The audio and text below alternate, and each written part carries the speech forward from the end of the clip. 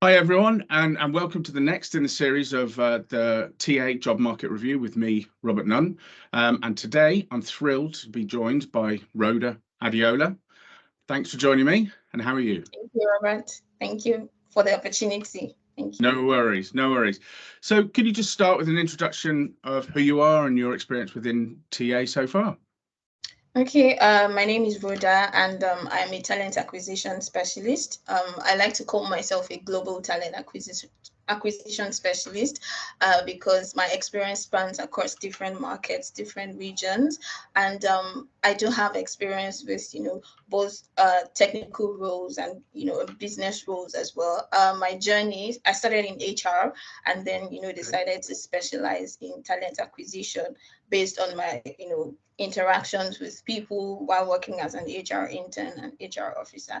And ever since, I would say it's been an interesting journey. It's been a deep learning curve for me, and I do enjoy it. I do enjoy it. And then what gives me satisfaction is when a candidate comes back to me to say, "Oh, thank you very much for this opportunity. This is where I am meant to be." And it just gives me the satisfaction that yeah, I'm making a difference, even though I'm getting paid. Yeah, So yeah, so well, I would say that's it for me. I'm a talent acquisition specialist, and I love what I do. fabulous. Excellent. So you're currently in the throes of searching for your next permanent role. How would you describe the TA job market at the moment? Well, to be honest, I think some weeks back I was discussing with a senior colleague, and she was quite worried that some 1 or 2 years ago, 2 years ago precisely, that TA specialists, especially technical recruiters, were hot cake in the market, and then within 2 years everything's changed, and it's looking like no one is wants to hire a technical recruiter or a general talent acquisition Yeah. specialist. And then it just makes things kind of a bit more challenging. You have to put in more effort when you're looking for roles. Just applying to a role wouldn't really cut it. You have to go the extra mile to Sure. network, reach out to the job posters, and sometimes it can be a disturbance because you get ignored, or you don't get a positive response from the person you reach out to. And then you also have to join multiple communities, different Slack channels, WhatsApp groups, show up on LinkedIn as well, build your brand, Yeah. all of these extra bits and pieces that you have to do to complement the effort, just because you want to get a job. I think for me it's quite challenging because as people we also have other aspects of our lives that we also have to take care of. There's family, there's personal things apart Sure. from job. But then job hunting, I think some weeks back I was house hunting as well, and I Wow. was telling my partner that it's really not fair that I am job hunting and house hunting. So yeah, it's been quite challenging, and but we don't give up. You have to keep pushing till you get what you want.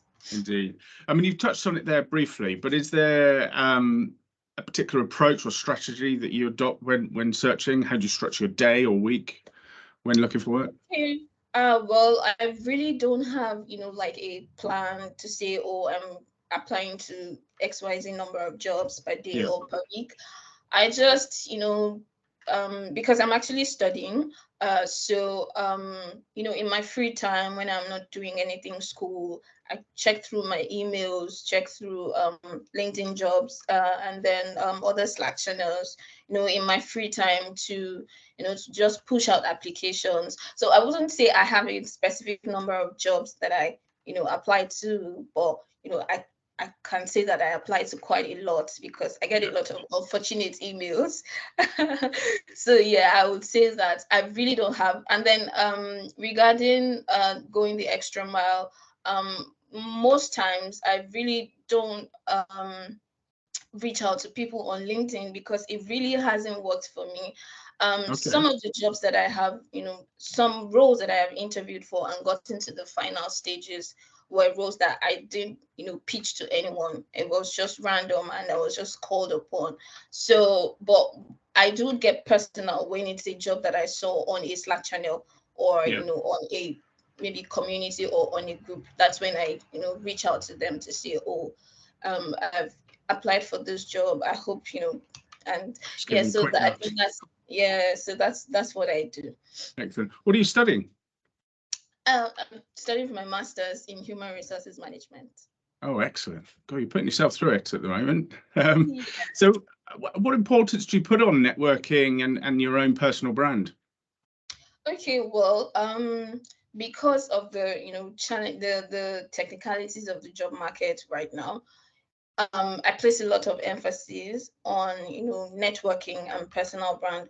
Unfortunately, I haven't really been able to put out a lot of content on LinkedIn, but what I do is interact with other people's posts, follow thought leaders, maybe drop a comment, drop a like, or react to a message. So I haven't really, and I know that it's not right, but I haven't really gone the extra mile to maybe create a content calendar for myself to say, oh, this week I'm writing about this, or I know that it's the right thing to do, but it's been quite tough for me currently because I'm juggling a lot.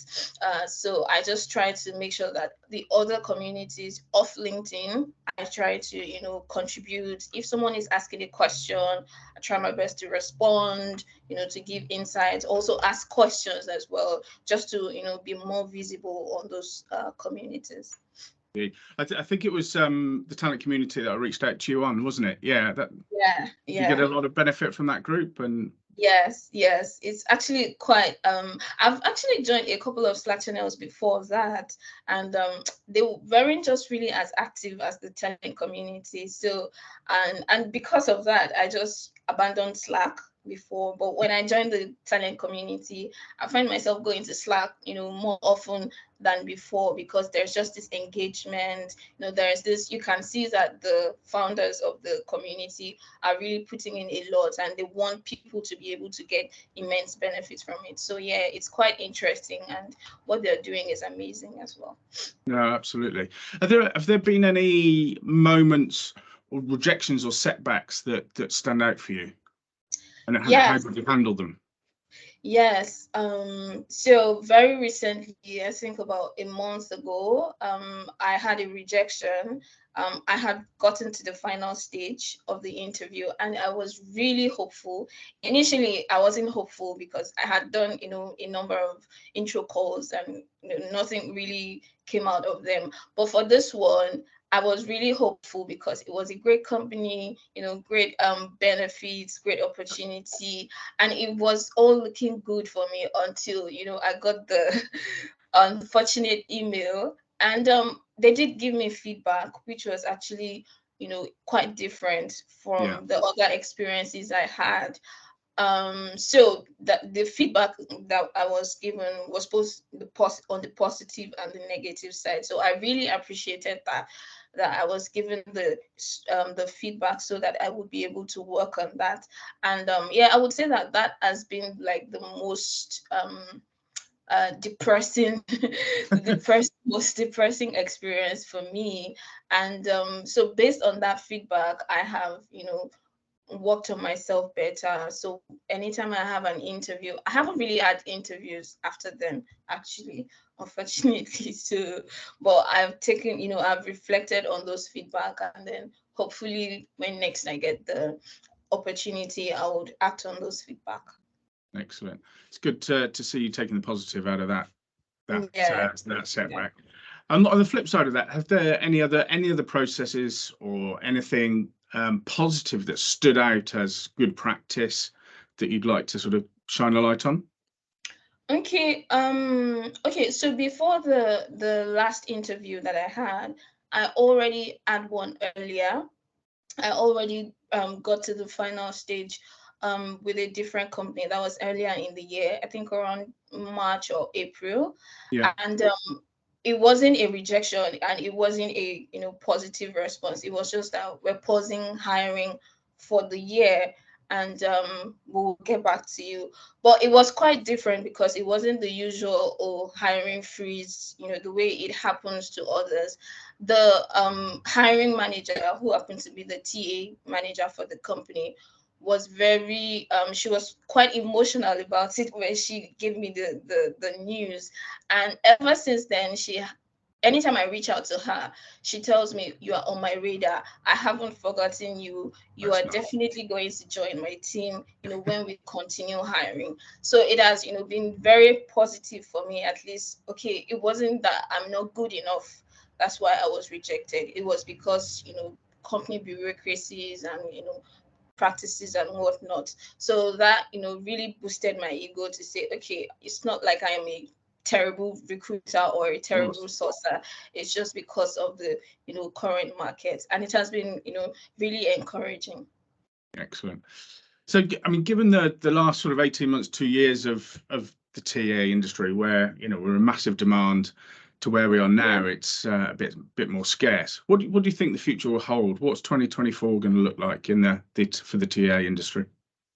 Well, to be honest, I have been reading some reports that says, okay, the market is, recovering, and then there is the September hiring surge to look forward to. So, I would say that it seems things are, looking up, and then a lot of TA specialists who had been laid off earlier in the year, I've seen quite a number of posts saying, the green banner is coming down, and it's been on the increase more than those that are getting laid off. So I would say it might take a while, but the market is gradually, or let me say, it's slowly bouncing back.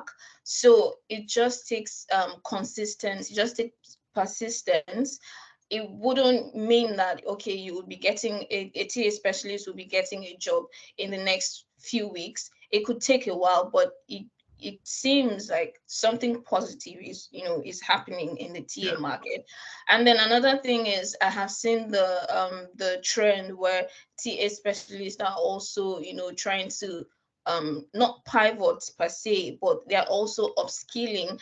And then Okay. so a TA specialist is switching to a project management role or a product management role or a sales role, because recruitment is also about selling. Yeah. So we're seeing transferable skills. Recruiters are calling on their transferable skills to help them to adapt to the job market. So they're also picking up other roles and picking up other skills. So I think that the market is slowly getting better, and it just takes persistence. It could Yeah. take a while, but it definitely will.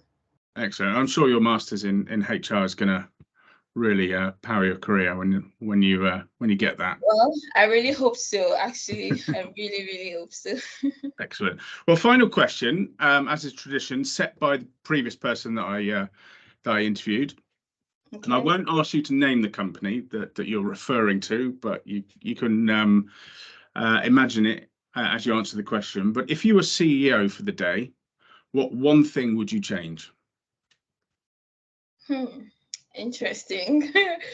I think I have to think about that. Well, speaking from a recruiter perspective, as a CEO, I would change the very long and unnecessary interview processes, especially for software engineers. Yeah, Because there was one time I saw this, I don't know if it's a tweet or a LinkedIn post, and the person says, when people become CEOs, they should try applying to one of the jobs in their companies, for sure. anonymously, and see how shitty the process is, how bad the candidate experience is. So I think that that's probably something that I would will do for a day, but I think within a day it's probably not possible, but it's something worth trying, actually. One day, Rhoda, one day. But Yeah. that's that. Thank you very much for joining us, and I wish you all the best with your onward search. Thank you very much, Robert. Thank you for the opportunity. Take care.